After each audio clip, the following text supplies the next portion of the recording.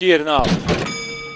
Start İzmir'de Altıganyen için verildi. 6 numaralı Yiğitoğlu 3 boy, 4 numaralı Sabo Bey 4 boy, 2 numaralı Nasrullah Bey numaralı Sound of Storm liderliği almıştı ama dışından 10 numaralı Işık Yüzmesi geldi. Liderliği rakibinden devralıp 1400 metre start yerine bir boy farklı önde geçti.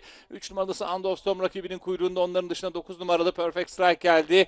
2 boy kadar gerilerinde 8 numaralı Iron Knight, onların 2 boy gerisinde dışarıdan 6 numaralı Yiğitoğlu'm doldurdu.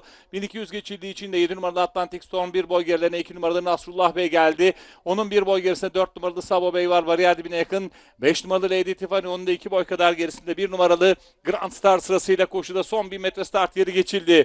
800'e doğru gidiyoruz. 10 numaralı Işık Yüzmesi en önde koşuyor ve son 800'e doğru yaklaştırırken farkı 1-1,5 boy olarak koruyor. 8 numaralı Iron High takipte, onların 1 boy 1,5 boy kadar gerisinde. Dışarıda 9 numaralı Perfect Strike 3.lüğe kadar sokuldu. Onun gerisinde 3 numaralı Sound of Storm sırasıyla son 600 metreye girilmek üzere.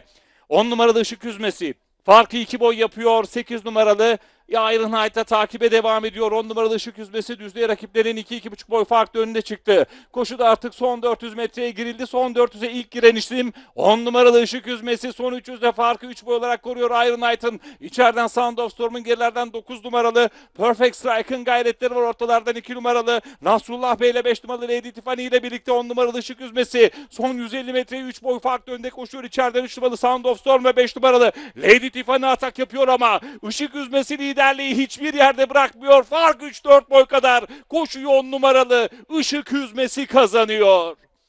5 numaralı Lady Tiffany koşudan ikinci olarak ayrıldı. 3 numaralı Sound of Storm koşunun üçüncüsü. 1 numaralı Grand Star, 8 numaralı Iron Height ve 2 numaralı Nasrullah Bey arasındaki dördüncülük kararı ise varış hakemlerine kaldı. 10 numaralı Işık Yüzmesi Alaaddin Küründük'le kazandı.